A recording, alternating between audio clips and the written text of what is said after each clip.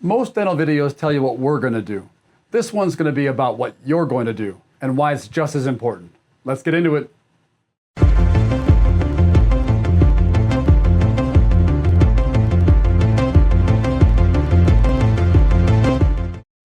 What's up everyone, Dr. Eric Jackson here, hope you're doing well. Today we're going to be talking about what happens after you've had your socket graft. What to do, what to avoid, what to expect, and when to pick up the phone and call us. If you didn't catch our bone graft video, I'll link it below. But for those of you that did, you already know what we placed in the socket and why. The graft material is a scaffold.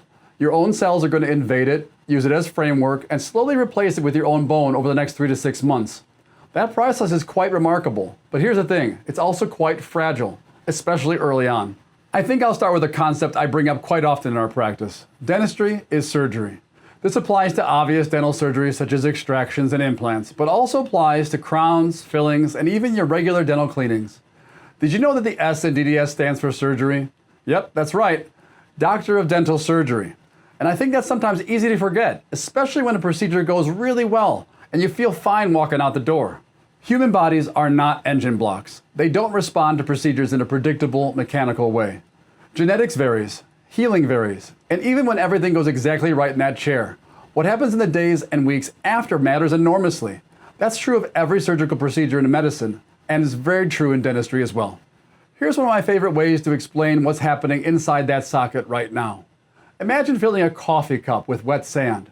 The sand is loosely packed. It has structure, but it's not solid. Now imagine putting a lid on top. That lid is the membrane we placed over the socket opening. Its job is to keep soft tissue on one side and give the bone room to grow undisturbed on the other. The graft particles are not cemented in place. They are not fused. They are sitting in a socket the way wet sand sits in a cup. And right now, your job is to protect them while your body does its work. Here's the simple way to remember the biggest threats to your graft. They all start with the letter S, and there's 5 of them. Smoking. If you smoke or vape, this is the single most important thing I can tell you.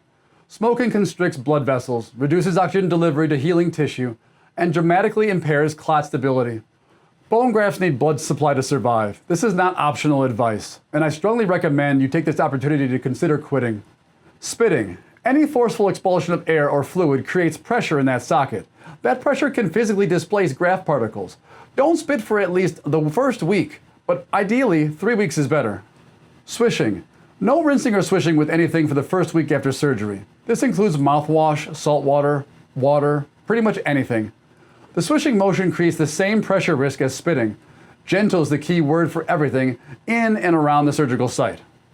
Suction. No straws, period. The suction force is surprisingly powerful and can destabilize the clot and the graft material underneath it. Sonicare. Keep your powered toothbrush away from the surgical site. Brush around that area extremely gently with the toothbrush off. As for the rest of your mouth, brush normally with the Sonicare on, as you usually would. Just make sure you don't accidentally lapse and go over the surgical site. Protecting the graft does not mean ignoring hygiene everywhere else. 5 S words in total: smoking, spitting, swishing, suction, and Sonicare. Avoid all 5. Underneath everything I just described is one concept that ties it all together. The blood clot is the foundation. Think of it like wet concrete before it cures. Disturb it while it's setting and the whole structure is compromised. That clot is your body's biologic scaffold, the starting point for everything that follows. The graft material protects it, the membrane protects it, the sutures protect it, and everything on the S list is a threat to it. I often use PGA sutures with my grafts. They're designed to dissolve in about 2.5 weeks, which lines up perfectly with your 3-week follow-up appointment. That appointment is for suture removal and to check to see how the site's healing. Remember, if those sutures are still present at 3 weeks, that's great. It means they held. It means that you protected the graft and it stayed in place. Sutures can break and they can come loose, and it can allow the graft to spill out or allow tissue movement at the site. So if yours are still there when they come in for the 3-week appointment, that's a fantastic thing. Let's talk about what the first 24 to 72 hours actually look like. If we place the gauze at the end of your appointment, bite down on it gently but firmly. You want to exert pressure, but gentle pressure, over the surgical area. You could remove it after 30 minutes. At that time, if you're still seeing active bleeding, place fresh gauze and hold pressure for another 30 minutes. Moisten the gauze with tap water first and loosely fluff it. It seats more comfortably. Some intermittent mild bleeding or oozing overnight is completely normal. This is not the same as active bleeding. Fresh gauze is held in place for 30 to 45 minutes, and that should handle it. Bleeding should never be severe. If bleeding or oozing persists, here's something most patients don't know. If you don't have a gauze, but you do have a tea bag handy at home, soak it in some hot water, squeeze it damp dry, and use it as your gauze. Gently bite on the tea bag on the surgical site for about 20 to 30 minutes. Instant gauze substitute. The tannic acid in the tea is also a natural astringent. It helps constrict blood vessels and slow bleeding. You're going to wake up a little puffy. That's completely normal. Use a cold pack wrapped in a towel, 20 minutes on, 20 minutes off for the first 24 hours. If we prescribe something to control the swelling, take it as directed. After the first 24 hours, though, switch up to warm compresses. Same rotation, 20 minutes on, 20 minutes off, and that'll help soothe and reduce stiffness. On the pain side, don't wait for it to show up. Take your first dose of pain medication before the anesthetic wears off. If you get ahead of it, you can stay ahead of it. The worst discomfort is usually within the first 6 hours after the anesthetic wears off. After that, your need for medication should lessen steadily. If the pain medication unsettles your stomach, take each pill with a small amount of soft food or a large glass of water. Ginger ale or Coca-Cola can also help settle things down. Aim for soft foods only on day 1. Soups, puddings, yogurts, milkshakes. Try not to chew on the surgical site. That pressure can disrupt the clot and break the sutures. Nothing extremely hot. Avoid nuts, sunflower seeds, popcorn. Things can get lodged in that surgical area. And don't skip meals. Nutrition genuinely matters for healing. A common question I get is, can I drink some extra milk to help bone grow there faster? That's not really how it works. Bone regeneration is driven by your cells and the scaffold we placed, not by short-term dietary calcium. Just eat normally, stay nourished, and let the biology do its job. You'll gradually work back towards more solid food over the next several days as comfort allows. For brushing, as I mentioned a little earlier, resume your normal routine everywhere except for the surgical site. At the site itself, no electric toothbrush in the on position. The vibration can dislodge graft particles.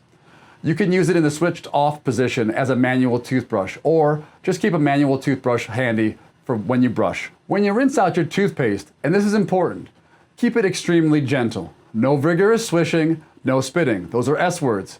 What I actually show patients is this. Take a small amount of water in your mouth, simply tip your head back, and then tip to the left, to the right, front, back, using gravity rather than pressure to make the water go around your mouth and pick up any extra toothpaste. That clears the toothpaste without putting any force on the surgical site. If you feel something hard or sharp in the surgical area, it's most likely the bony walls that once supported the tooth. Small slivers of bone occasionally work their way out in the first week or so. That's normal. You might also feel a few sand particles from time to time. That's normal too. That's the graft particles. Just not too many graft particles. The graft never really gets converted 100% to bone, and you may feel a few grains of sand in your mouth from time to time. Just make sure that it's not a big gush of sand, because that means that the graft could have washed out, and that's a problem. So let's review the overall healing arc. The first 72 hours are generally the most uncomfortable, and for some patients, discomfort can even worsen a little bit during that window. That's acceptable and even considered normal. On average, starting on day 3, steady improvement should begin. After that, expect gradual improvement from there on. Here's when to call us, and I want you to have this list clearly in mind before you leave. Call us if bleeding isn't responding to gauze pressure or the tea bag technique, if swelling is worsening after day 3, if you develop a fever, if you notice a foul taste, if pain isn't responding to what we prescribed, if the surgical site looks or feels different than it did when you left the office, any trauma to that site, sharp bony edges causing significant discomfort, or if you felt a big gush of graft material. Don't wait until your next scheduled appointment if something feels off. Call us during office hours. That's always your best option for a non-emergency question or concern. My staff follows up with you the day after your procedure. That's our standard. But our door is always open. In the event of a true after-hours emergency, though, our answering service is available. But please reserve that for genuine emergencies only. Small problems caught early are easy to address. The same problems caught 3 weeks later are a different conversation entirely. Today's healing determines tomorrow's options. That's not just a phrase. It's the biology of what's happening in that socket right now. Every day you protect that graft, your body is converting scaffolding into living bone. 3 to 6 months from now, that bone is going to be yours. And what you do with it, whether it's an implant or bridge or simply maintaining a healthy ridge, that decision stays open because you did the work. If you haven't seen the implant video yet, I'll link it below. It covers the complete implant process from consultation to restoration. Certainly a goal of many who receive a socket graft, and it's a great watch.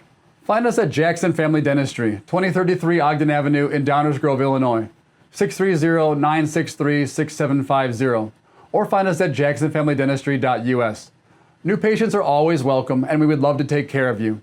I'm extremely passionate about modern dentistry and love discussing it. If you have questions about today's video, drop them in the comments below. I actually read them. If you found this video helpful, consider subscribing. We put out content like this regularly. Thanks for watching. I'll see you in the next video. Until then, bye now.